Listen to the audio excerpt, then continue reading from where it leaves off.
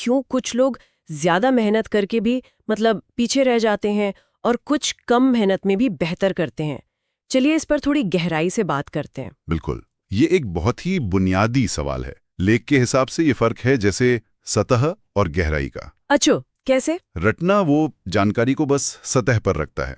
जैसे मान लीजिए कोई पेंटिंग है तो आपने बस उसके रंग याद कर लिए, जबकि समझना है उस पेंटिंग की कहानी जानना, कलाकार क्या सोच रहा था, तकनीक क्या थी, वो सब। हाँ, ये बात तो है। और ये सिर्फ मतलब स्कूल कॉलेज के नंबरों के लिए ही जरूरी नहीं है। असल जिंदगी में जो मुश्किलें आती है ना, उनका सामना करने के लिए भी समझ बहुत जरूरी है। हाँ, बिल्कुल।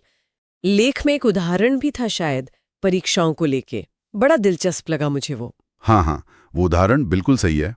लेख कहता है कि अगर सवाल सीधा ना पूछें, थोड़ा घुमा दे, हाँ, तो जो रटने वाला छात्र है वो अक्सर अटक जाता है, चाहे उसने मेहनत बहुत की हो। पर ऐसा क्यों होता है? क्या रटा हुआ ज्ञान इतना मतलब कमजोर होता है? बिल्कुल, लेख इसी बात पर जोर देता है।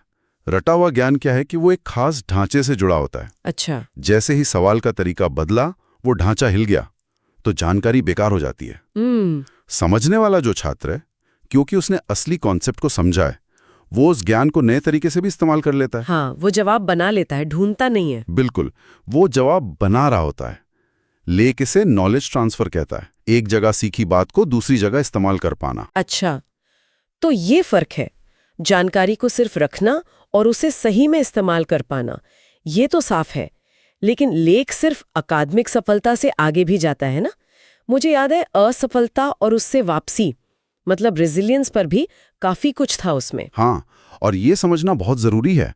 लेख एक तरह से चुनौती देता है उस सोच को कि भाई असफलता बुरी चीज है। वो कहता है कि असली हार तब नहीं जब हम गिरते हैं, हार तो तब है जब हम उठने की कोशिश ही छोड़ दें। सही बात है। कम नंबर आना, किसी सब्जेक्ट में मुश्किल होना, ये सब सीखने की प्रक्रिया का हिस्सा है, अंत नहीं। इसे मानना ही एक तरह की मानसिक मजबूती है। तो मतलब गलतियों को दुश्मन नहीं, टीचर समझें। पर अक्सर तो हम घबरा जाते हैं गलतियों से या छुपाने लगते हैं। लेख क्या कहता है इस बारे में? लेख इसी सोच को बदलने की बात करता है। कहता है कि गलतियों से घबराएं नहीं, उनका विश्लेषण करें। विश्लेषण कैसे? मतलब सोचें कि कहाँ चूक हुई, क्यों हुई, अगली बार क्या अलग कर सकते हैं। ये जो आत्मचिंतन है ना, हाँ, तो ये हमें अपनी कमियों को पहचानने और उन्हें सुधारने का मौका देता है। ये एक एक्टिव प्रोसेस है, सिर्फ दुखी होना नहीं। स्रोत कहता है कि हर गलती एक डेटा पॉइंट की तरह है जो हमें बेहतर बनने में मदद करती है।